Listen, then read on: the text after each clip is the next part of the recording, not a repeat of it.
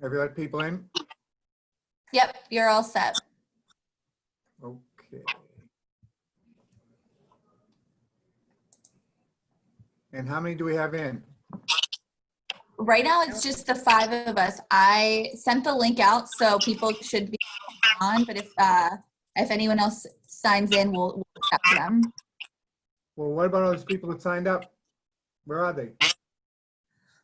Hold on a second. Getting their haircut.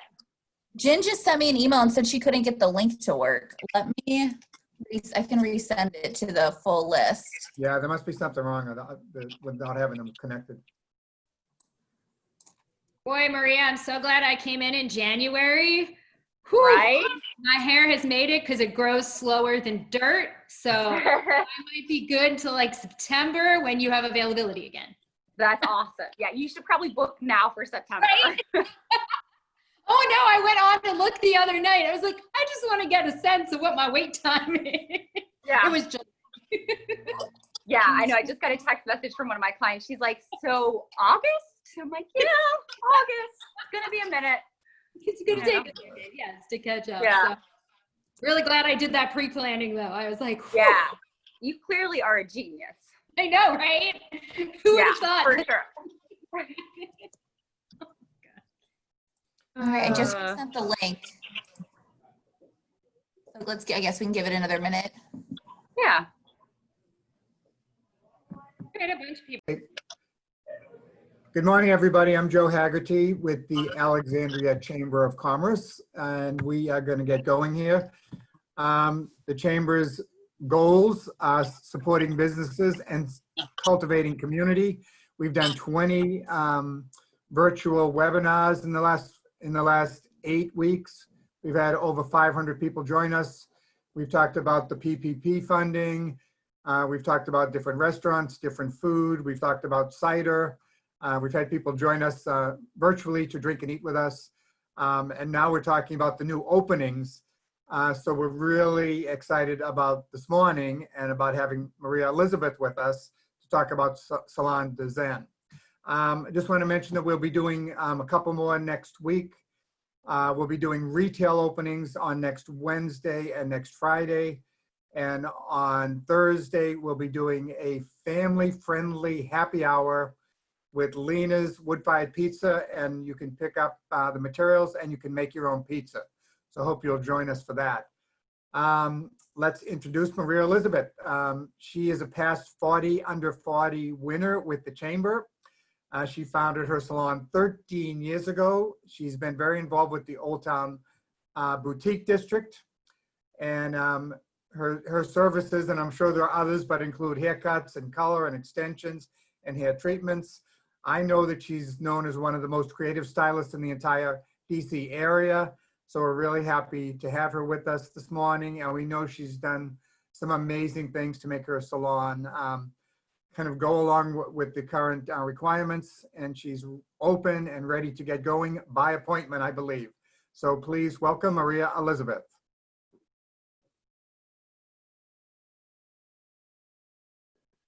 And she's muted right now. Mute.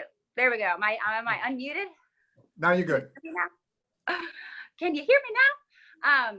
Thank you for having me. I'm excited to kind of share our reopening story. It's totally been a journey from closing down and figuring out how we're going to stay connected with our client base while we were closed, and also figuring out how to create some revenue during those closed months as well.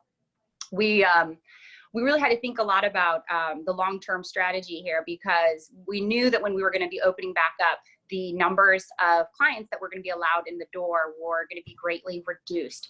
And so we were fortunate enough to get some of the PPP money. And so with that in mind, we kept all of our employees on payroll, and we pivoted to virtual classes online, taught people how to cut their own bangs, how to trim their friends' hair, little things like that. Also doing color kits so people could come and pick up a color kit that we would have created for them and doing it at home. All of this was designed with the knowledge that we weren't going to be having as many people and as much revenue coming in the door as we returned. So my goal was to kind of create a little bit of a buffer as best we could for that moment when we did open back up, and figuring out what that revenue stream would actually look like long term. So I think it was the 23rd of March when we closed down. And at that point, like I said, we started doing the virtual classes, but simultaneously, I started reimagining the inside of the salon and what it would look like to stay inside of the codes that were coming out. I did a lot of research, stayed in touch with a lot of people in my industry, trying to figure out what they were thinking the code was going to look like, and what occupancy rates were going to happen, and look to other states that had already been shut down for a while, in other countries, and what they were doing over there.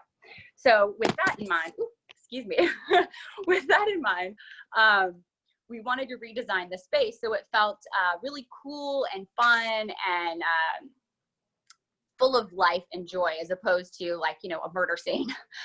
We had seen some people doing stuff that we, understandable, is cost effective, but putting up shower curtains in between stations, and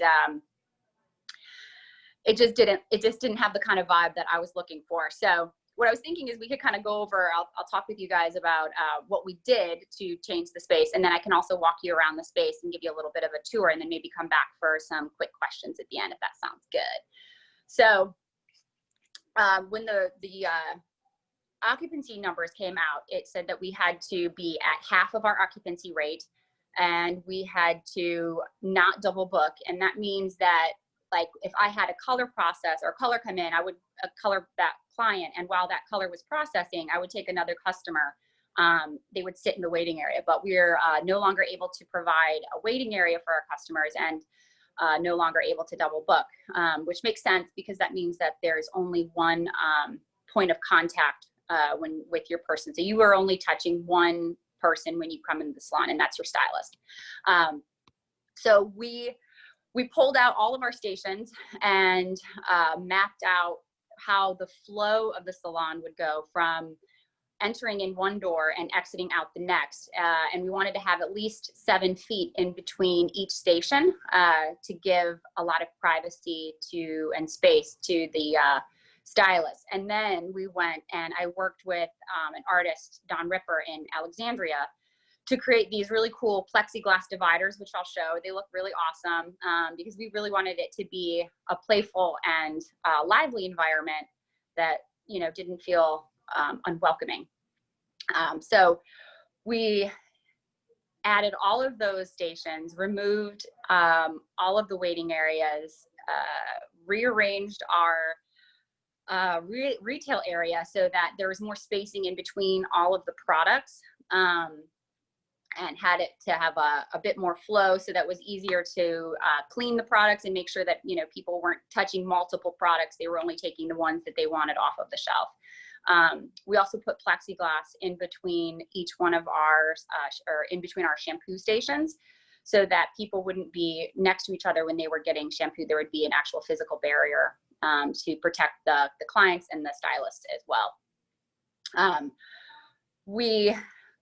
That was about what we did for all of the physical space. We had to take out all of the beverages, all of the magazines, so that people wouldn't be touching those as well.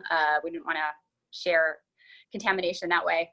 And then after we really figured out what the physical space was going to look like and started implementing that, we had to then go and think about what all of the safety protocols were going to be for actually working and getting up into business. So when you first come to the salon and want to book an appointment, you're prompted to sign a waiver saying that you haven't been around anybody that's sick, you don't feel sick yourself, a few other questions, protecting ourselves, making sure that, they can't come after us if for whatever reason they were to, possibly contract anything.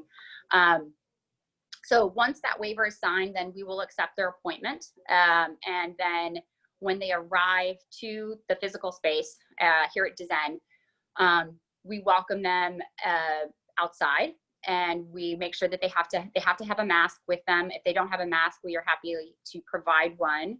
And then we do a temperature check, make sure that it's within normal ranges.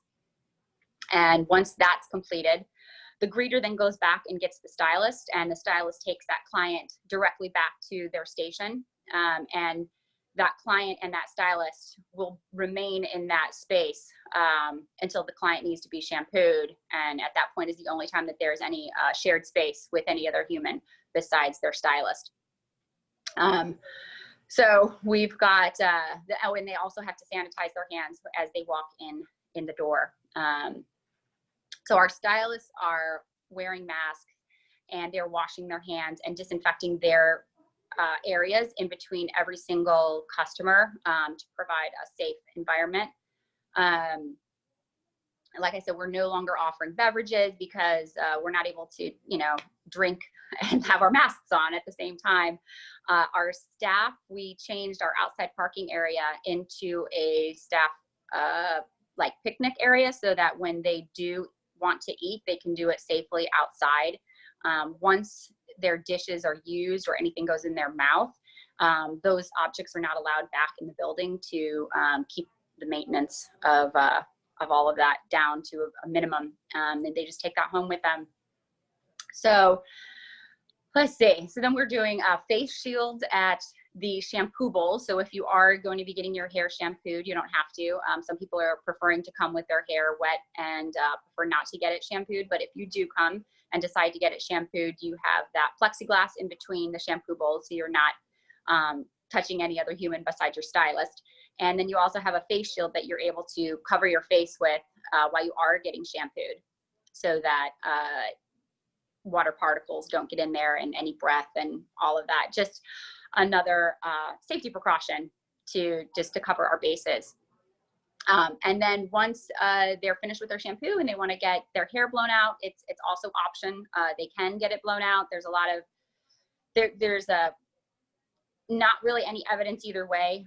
There's conversations. Some people are more worried about using their hair or getting their hair shampoo or dried, and some people are less. So we kind of leave it up to the consumer. There's no pressure to do anything. You know, if they don't feel comfortable with it, it's okay. So once they're styled and done, then we actually walk them out a different door that they came in, and that when they don't even touch the door, we actually open the door for them and let them out. So we're just trying to reduce that amount of contact with as many people as possible. So hopefully the idea is that you really are only coming in contact with one person when you enter the space. So that's what we've done. And at the end of every evening, we are doing, we've got it's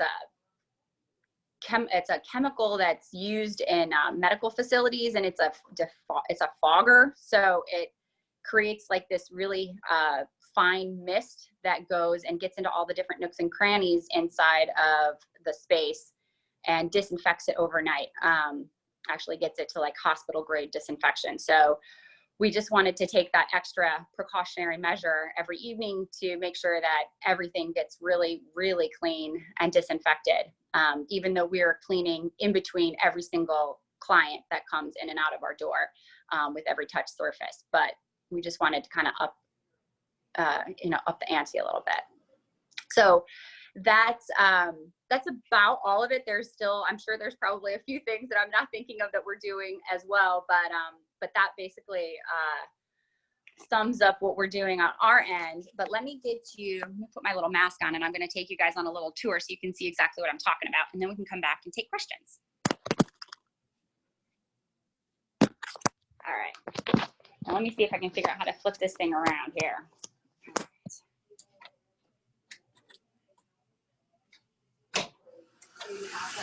All right. So I'm not sure if you guys are going to be able to hear me super well, but this is our greeter, and she's the one that's taking your temperature check as you arrive. And once that's done, we've got our hand sanitizers there. If you have a bag or a purse with you, we're asking you not to bring as personal items, but if you do, we have plastic bags right there that we are bagging your personal items in and then putting it at the station with you, so that you're nice and safe and not dragging germs around with you. So once that happens, then the stylist is able to take them back to the station. As you can see, we added like a bunch of fun little butterflies and details just to make it, you know, lively and fun. These are the plexiglass translucent mirrors that we created to give every stylist a bit of privacy and client that safety. You know, it's going to be weird to be around people since we've been, you know, kind of hiding out in our houses for a little while. And you can see this is our shampoo area. And again, we've got that plexiglass in between the stations, and we're only using 2 shampoo bowls so that there's a lot of physical distance between all of our customers. Some more of the cool plexiglass. And so you can see we really took out all of the waiting area, which was in the center, to give it like a nice open flowing feel so that people could move through the space freely and not feel cramped or on top of anybody else. And then as you exit, if you're a customer, you will be going out this door, kind of recreated to use the space like our chairs. We turn them into plant holders because it was kind of fun. So then you would exit out this door, and that way you haven't, you know, come in contact with more people coming and going, and you just stay nice and safe. And like I said, we rearranged the waiting area to kind of give us a little bit more space in between everything. So yeah, there we go. Let me get back into the office. I can take this mask off so you can guys hear me a little bit better.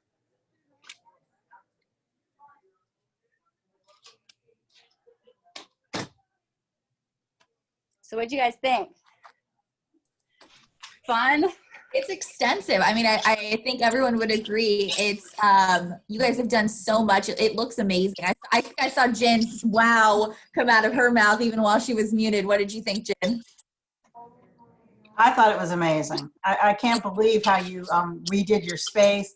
I'm so impressed with your plan to open and everything you've done in terms of starting with the temperature when they walk in, the 2 doors, the way you've redone your space, the waiver. I mean, I can't even think of a possible thing you could have done different. It's thank fantastic. Congratulations. Thank you. It has been a journey and a labor of love trying to get this, you know, done right, and to make sure that everybody's safe. And, you know, from customers, these are people that I know and love, and the last thing I would ever want is to them to contract anything and have it feel like it's my responsibility.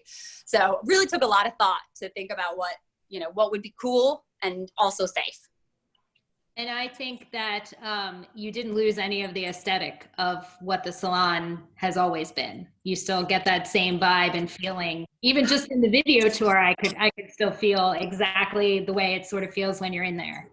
Awesome. That makes me so happy. So that was really one of the things I really wanted to make sure we didn't lose, was that kind of fun, you know, relaxed but uplifting vibe that's, you know, playful and not super serious, but obviously it needs to be serious in this moment, and, you know, making sure that we're all safe, but we still wanted to kind of give people an opportunity to be distracted from the kind of craziness of the moment and just reconnect with their old friend and hairstylist.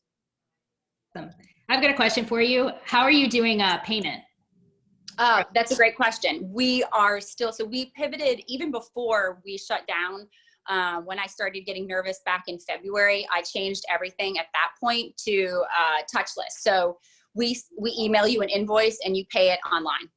Oh, perfect. Yeah. Yeah. So I just, you know, I really got paranoid. Actually, I went back and looked, and I started getting paranoid about this in January. That was when I got my first mask delivered off of Amazon. I went and checked my history, but you know, I took it really seriously right from the beginning. And I think that was awesome because it created confidence, not only in my team, but also with all of our customers. They said, you know, that it wasn't even on their radar, a lot of them, when I first started changing our protocols inside of the salon. And because we took it so serious right out of the gate, they feel confident to come back to us because we have been taking it serious this whole time. I know some people, you know, were a little bit more cavalier about it, but, you know, I know a lot of people that have a lot of pre-existing conditions, and I wanted to make sure everybody was safe, you know. I think you've definitely accomplished that. Thank you. We did get a couple of questions submitted before the event. I touched base on some of those. The first one is, are there any services that you're holding off offering until later on in the phased plan with the state? Yes, also a great question. We are. So anything that requires your mask to come off, we are not doing. So we would normally do lip waxes, or we do full makeup applications, which we are obviously, for both reasons, the mask would be coming off, we're not able to offer those services. We also do microblading, which I'm not sure if everybody knows what that is, but it's like a temporary tattoo for the eyebrow. Though we haven't had any particular guidelines about it, I myself, we've just decided as a team here that we're not going to be offering that services right now, because the person that does the service has to be about that far away from the person that's getting the service. And you're actually making little cuts in their skin. And I just was like, that just doesn't really sound safe. So we decided to kind of skip on that service for now, until we feel like it's at a better point. That makes sense. Very thorough. And then 2 more questions. The first one is, how did you develop your communications plan as far as communicating with your staff and your clients about what the new protocols are? So my staff, my team, we stayed connected via, we have a Facebook group that's dedicated just to us. And we did multiple Zoom calls to talk about it collectively. My strategy, for creating more of a team vibe is that, I kind of gather a lot of information and share that information with them. And then collectively as a group, we kind of come up with what we think is the best approach, given the knowledge of our customers. Everybody's got different people, different personalities, all of that. So we wanted to stay connected as a team and come up with what we felt like was the best protocol. So we started establishing that before, like with ourselves and what we thought our protocols were going to be. And then we started email marketing to our customer base to let them know. And we held off. I mean, we let them know that we were figuring stuff out, but we held off on the exact particular of everything until we got really close to the opening date, because people would start getting excited that we were going to get opened. And because we had been shut down several times, like we were going to get open, and then they're like, no, we moved the date. So there was so much back and forth. We decided to really wait to give everybody all the information that they needed right before we knew we were going to open up, as opposed to kind of mishmashing information. Right now, it's hard for a lot of people to retain information. A lot of people are triggered and stressed out. And so we wanted to make sure that they got the information they needed right as they needed it, as opposed to kind of piecemeal it in. Great. And we also did Instagram and Facebook too. Just those things, right? The social media aspect. That whole thing. Last question that we received in advance was actually from our senior focused business network. I know that you all take great pride in being a very inclusive business. You've got a lot of different inclusive logos posted on your website, including Senior Services of Alexandria. There's been some, I guess, not concern, but some thought around, some seniors who are hearing impaired relying on being able to see, mouths while they're communicating about, a variety of services that they need. And I'm curious, have you guys put a plan into place as far as that goes, or is it something that you're still, considering, and kind of what that might look like? So we're offering virtual consultations. So if you are not able to communicate with us without your mask on when you come into the building, we can actually do a call with you beforehand, so that all of that can be conveyed to the stylist before the person comes into the salon, because everyone has to have a mask on. It has to stay on. So it does get difficult. And some people have the ones with the little mouth window that people can see, but we don't have that. And so we wanted to make sure that we could still take care of people, that were in need of any particular care, but not able to maybe communicate that with a mask on. Perfect. Yeah. Open the floor in case there are any additional questions.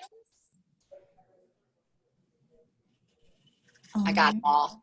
You got them all. You were so thorough. Bam. So thorough. All right. Well, I'm going to close this event out. Thank you so much, Maria Elizabeth, for your time. Very thorough, and your space is amazing. So we're excited to see how things go through the next couple of phases.